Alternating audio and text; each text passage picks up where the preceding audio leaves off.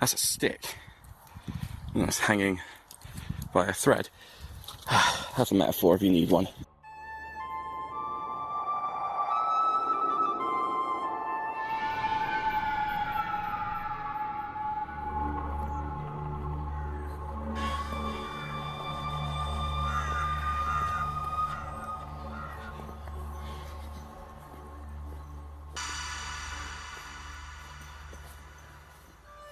Let's go through these trees.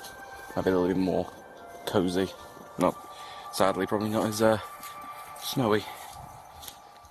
So what happened when Hitman 3 released was something I genuinely did not care for the company to do. Now, I'm convinced someone higher up at IO Interactive are to blame. I don't think Epic are ones to intentionally screw over their developers like this. They're, especially if they have an exclusivity deal, they hammer these things home way long in advance. So, begs the question, what went wrong? Now, for the people who didn't see this kerfuffle, and I'll explain it very briefly, a few days before release, I think it's the weekend before, IO Interactive sort of explained how the progress transfers and the location transfers worked. The people in the community were waiting for an answer. How the progress transfers were going to work. How locations were going to be added from Hitman 2 into Hitman 3. Now on PC, this proposed a problem. Well, I say a problem, I don't think this is the issue, but anyway, this is what people see as the issue. Hitman 3 is an exclusive for a year on the Epic Games Store. Now, people have theorised that's the reason why the location imports are so hard to do. I don't think so.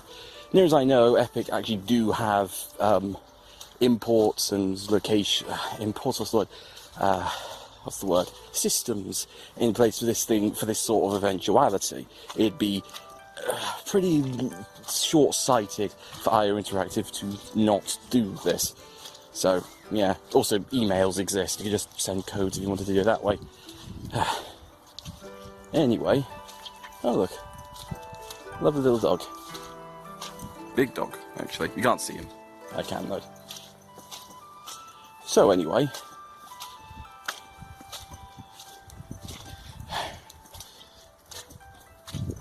It's very hard to walk on here. When we finally got the what's the word? The news, how the locations would be implemented from Steam to the Epic Games Store, it was essentially, you need to repurchase the game again, albeit at a discount, which as a recording it currently still is. Safe to say, people did not like their solution. Buying an access pass for a game you already owned on the platform that you already have it on is not something anyone wanted to do, and something that, may I remind people, they knew people wanted for free, and they capitalised on that. People wanted to get Hitman 3 specifically to have Hitman 1 and 2 in the game, myself included. It's not the reason why I haven't bought it, by the way. That's part of it, but it's not the sole reason. You know.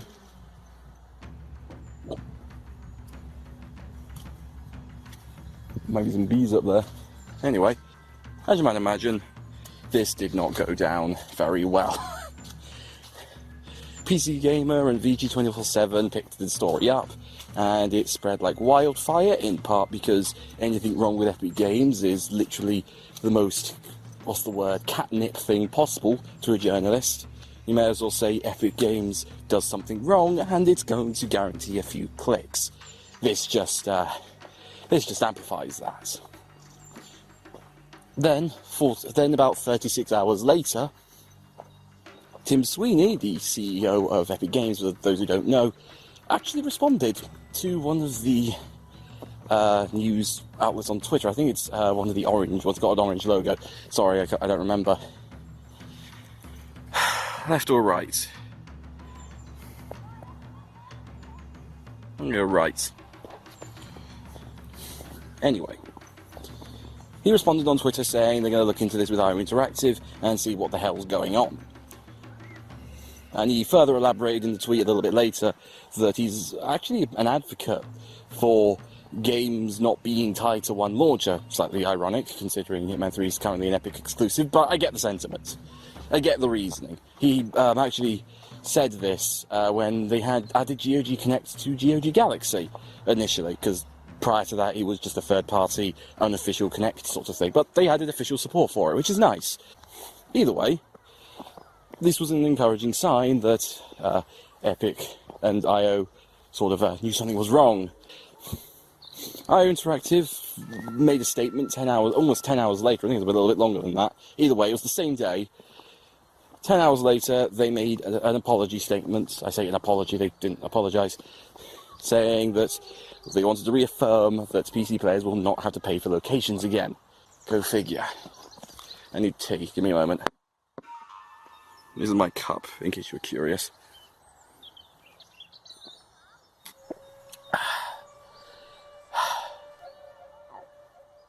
Very sugary. Which is a little interesting, I should probably stress, which means that not only did they not apologise for what happened, but they also tried to, in the initial blog post revealing how to do the access pass and stuff, they didn't say who's responsible for the reasoning for why it was built like this. They just said forces outside of our control, which is, look, I'm used to reading corporate speak because, frankly, I've watched too much Inquisition, and frankly, I worked in my college degree was in graphic design. I know how to speak it. I know how to BS clients if I needed to. So, in theory, I could run a spam service. I'm not going to. Anyway, the response was interesting. Tea. Where else is there with snow? Look at this snow. Glad everything all wrapped up for this.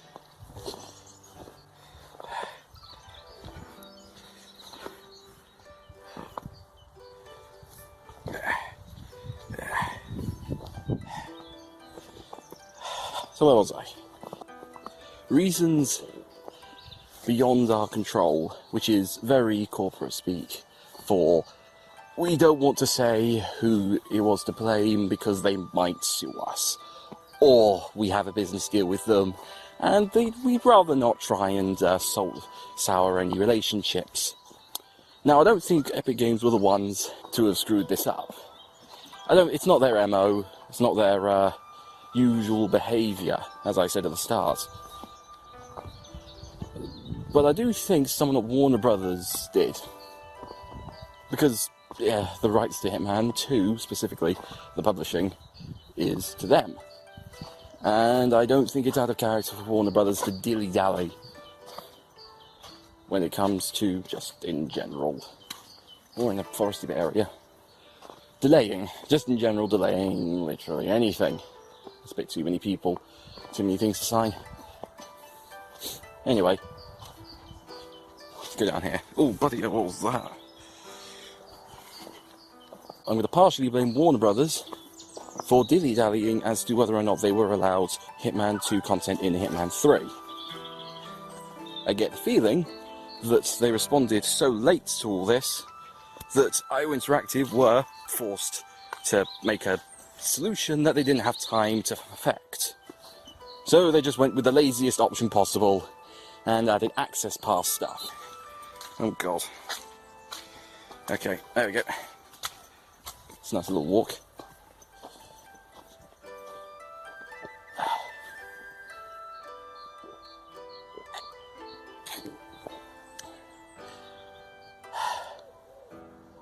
So what's going to be done about it?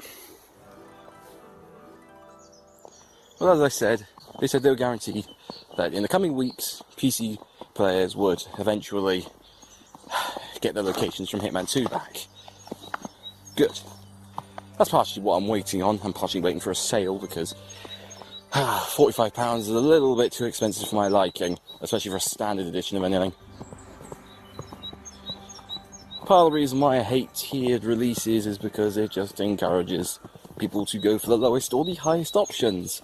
Now, in fairness, that means they didn't make a middle option this time, they didn't make a silver edition, which I'm convinced Warner Brothers forced them to make, because it was, again, run out of character for them. God, this is so deep. Not my words, the snow.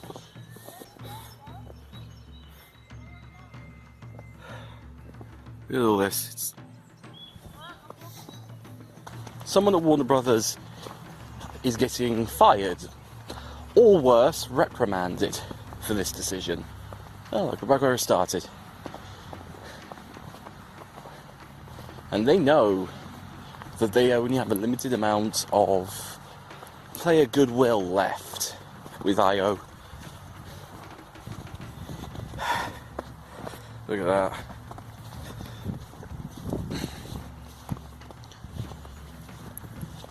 And I get the sneaking suspicion, if they lie again, I don't think anyone's going to like IO Interactive for quite a long time. They'll go from what people characterise as a small, plucky indie developer to a lying corporation that just lies to try A, get attention, and B, succeeding in that, and C, lying to their customers for months on end and not actually delivering. So, you know, not the first time they've done this, by the way. They essentially lied when special assignments became a thing. They strongly implied before it released that they were bonus episodes. They were not. They were essentially reskinned Elusive Target, and I'm actually convinced that they are. Maybe I'm wrong on that. But anyway, that's my 2 cents. There's a phrase I came over on the weekend that I managed to come up with, and I like it quite a lot because it's very appropriate considering the weather. IO Interactive, you are on thin ice. This is snow, but you get the metaphor. And it's the thin ice that you're standing on is, well, it's melting. Bloody hell. Snow just fell on me. And it's melting. Fast. Get your act together.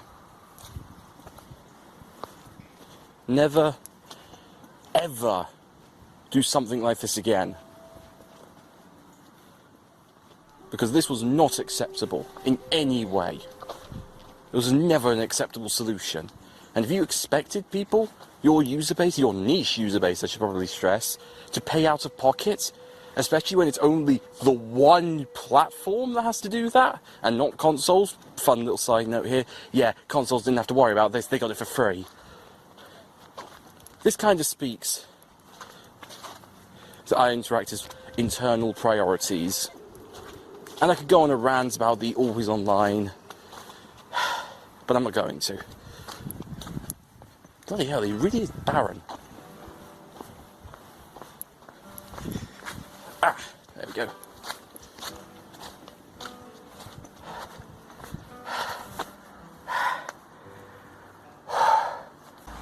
Let's make something perfectly clear. I could rant about the always online and the BS that brings, or the frankly crappy, the frankly pointless offline mode.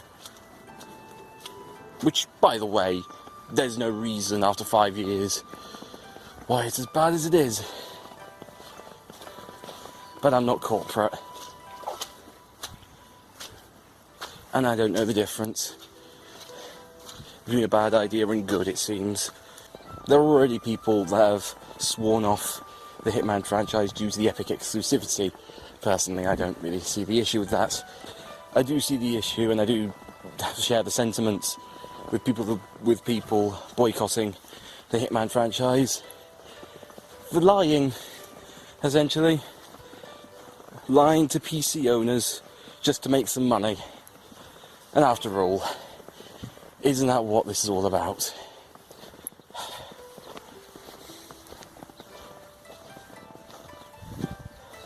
I'm going to leave it here. in part because it's way too crowded to try and start recording again, and in part because I'm tired.